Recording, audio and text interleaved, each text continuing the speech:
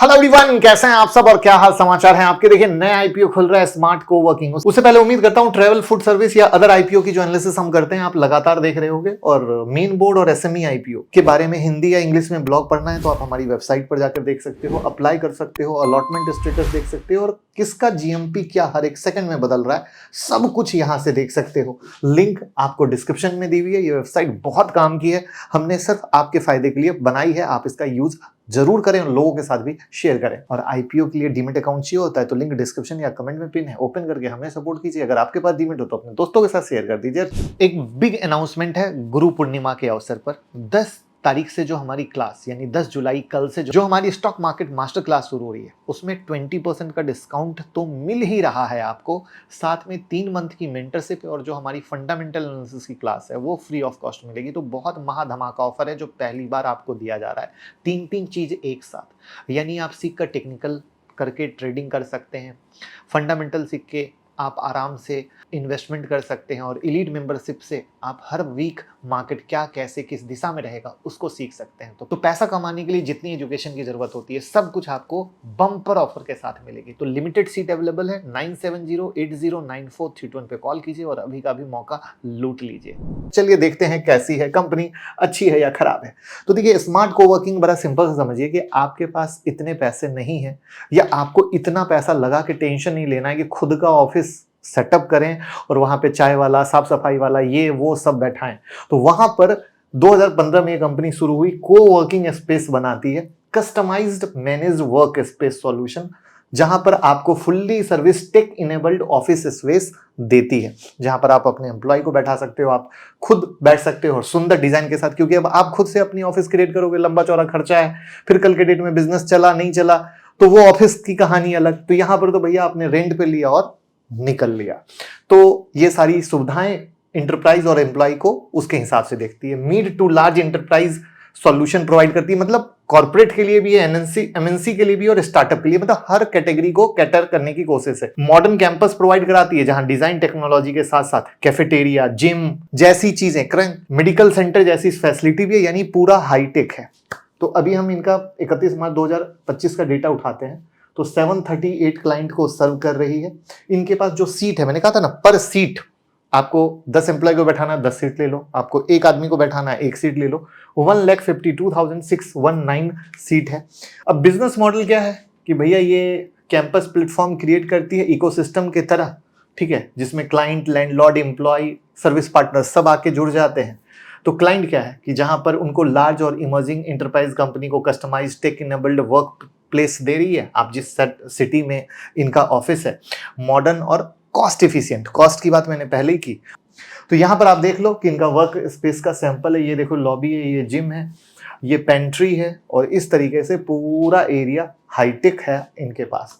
तो अब ये इंडस्ट्री कितनी ग्रो कर सकती है ये समझना जरूरी होता है। यानी कभी भी किसी भी आईपीओ में, शेयर में पैसा लगाते हैं तो वो जिस इंडस्ट्री से बिलोंग करता है उसका फ्यूचर कैसा है। तो कंपनी का बिजनेस तभी ग्रो करेगा जब उस देश में वर्किंग एम्प्लॉय की संख्या बढ़ेगी।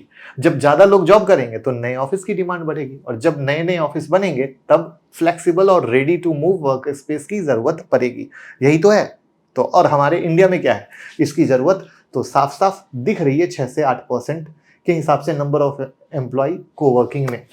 और यूनिकॉर्न की भी कहानी में अगर हम देखें कि नंबर ऑफ यूनिकॉर्न इंडिया में क्या है तो 30% से बढ़ रहे हैं। अगर नंबर ऑफ यूनिकॉर्न बढ़ रहे हैं तो वहां पर ये तो इंक्रीज करेगा ही करेगा। 387 से 407 का प्राइस बैंड है। 10 जुलाई को खुल के 14 जुलाई को बंद हो जाएगा। 582 करोड़ का इशू साइज है। फ्रेश इशू 445 करोड़ का और ऑफर फॉर सेल 137 करोड़ का। यानी अच्छी बात यह है कि 445 करोड़ कंपनी के अंदर जाएंगे कंपनी के काम के लिए, ठीक है। जहां पर हमने ये डिटेल दे दी है कि भैया QIB share offered, HNI share offered, retail share offered, employee share offered, इस तरीके से हमने ये पूरे 100% का बाइफर्केशन आपके लिए बनाया है। तो अब सवाल ये आता है कि एसेट इंप्रूव हुआ है, रेवेन्यू इंप्रूव हुआ है, प्रॉफिट आफ्टर टैक्स यानी कंपनी लॉस मेकिंग है और लॉस बढ़ा है, कंपनी प्रॉफिट नहीं कमा रही है, इब्टा इंप्रूव है और कर्ज थोड़ा सा घटा है। लेकिन इंपॉर्टेंट सवाल क्या है, प्रॉफिट आफ्टर टैक्स यानी कंपनी प्रॉफिट नहीं कमा रही है।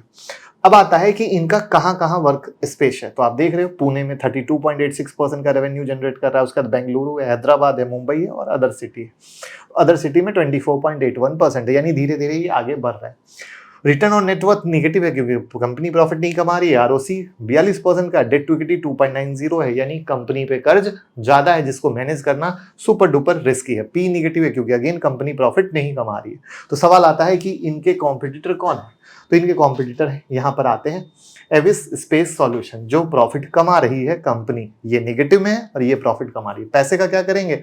तो भैया नए सेंटर बनाने का प्लान है और कर्ज को रीपेमेंट करने का प्लान है। तो अब अच्छा क्या है और बुरा क्या है? अच्छा ये है कि स्मार्ट वर्क आज इंडिया का सबसे बड़ा मैनेज्ड कैंपस ऑपरेटर में काउंट आता है, यानी इनके पास स्पेस लेवल पे काफी बड़ा नाम है। ठीक है, लार्ज कैंपस में 14 सिटी में ये बहुत अच्छे तरीके से, बहुत बढ़िया तरीके से काम कर रहे हैं। जो इंटरप्राइज क्लाइंट है वो इनके पास ज्यादा है। Mid to large enterprise 300 plus seat पर ध्यान गया है, जिससे क्या होता है? क्लाइंट वेटेज बढ़ता है।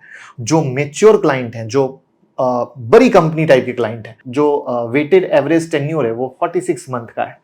तो जिससे क्या होता है कि ऑक्यूपेंसी 88 to 89% रहती है। ऑक्यूपेंसी मतलब मान लो आपने लिया, अब हो सकता है आपको ना समझ में आए, आपका धंधा नहीं चल रहा है, आप 6 महीने में खाली कर दो, 8 महीने में खाली कर दो, साल भर में खाली कर दो, लाइक दैट। तो वहां पर अगर 46 मंथ है तो लॉन्ग टर्म डील से क्या होता है? कैश फ्लो बढ़ता है। यानी अगर बड़ी कंपनी रहेगी तो वो ज्यादा टाइम अक्यूपाई करके रहेगी या लॉन्ग टर्म अक्यूपाई करके रहेगी, राइट। लेकिन कोई भी छोटा मोटा स्टार्टअप आ रहा है, 4 दिन की चांदनी और फिर अंधेरी रात, तो वो चीज यहां पर इंपॉर्टेंट है। फिट आउट के लिए कस्टमर डिपॉजिट यूज करते हैं, लीज रेंटल डिस्काउंटिंग से सस्ता डेट मिलता है। ठीक है, तो इस तरीके से ये बेहतर तरीके से काम तो कर रही है, लेकिन अगेन कंपनी लॉस में है। अब लोकेशन का हम देखें कहानी क्या है करके, वीकनेस, तो पुणे, बेंगलुरु, हैदराबाद, मुंबई 75% का रेंटल आ रहा है। तो 4 शहर पे इनकी कंप्लीट डिपेंडेंसी है। बट आपको पता है कि सिर्फ कभी भी धंधा डिपेंडेंसी पे नहीं चलता है। इंडिया ग्रो कर रहा है। लखनऊ में भी हमारे, मैं अगर अपनी बात करूं तो वर्किंग स्पेस हैं, हाउसफुल चलते हैं। बट अगर आप सोचो कि चारों तरफ नहीं फैला रहे हो धंधे को, तो क्यों नहीं फैला रहे हो? तो ये एक सवाल आता है। बड़े क्लाइंट पे डिपेंडेंसी, जो मैंने कहा था कि एक साइड से तो एंगल अच्छा है कि लॉन्ग टर्म डील मिलेगी, 46 मंथ का ऑक्यूपाई रेट मिल रहा है, वो सब अच्छा है। बट कोई भी बड़ा क्लाइंट गया तो धंधा बहुत मेजर तौर पे लॉस करता है, और कंपनी तो लॉस में है ही, निगेटिव कैश फ्लो है ही, जो सबसे बड़ा रिस्क आपके सामने दिख रहा है। अब यहां पर एक सबसे बड़ा चैलेंज है, 8.9 मिलियन स्क्वायर फीट का जो स्पेस है, फिक्स कॉस्ट का लीज साइन किया। अगर सोचो इनका सीट खाली रहे, ऑक्यूपेंसी रेट घट जाए, तो रेंट कहां से भरेंगे जिसके साथ इन्होंने डील की है? अगर मैंने कोई जमीन ली है, इसीलिए ली है ना लीज पर, कि मैं जो धंधा खोल रहा हूं वो चलेगा, लेकिन अगर वो धंधा खाली गया तो मेरे लिए रेंट भरना मुश्किल हो जाएगा। तो ऑलरेडी मैं तो प्रॉफिट भी नहीं कमा पा रहा, मेरा कैश फ्लो भी निगेटिव है। तो उस कंडीशन में ये मेजर साइन है निगेटिव का।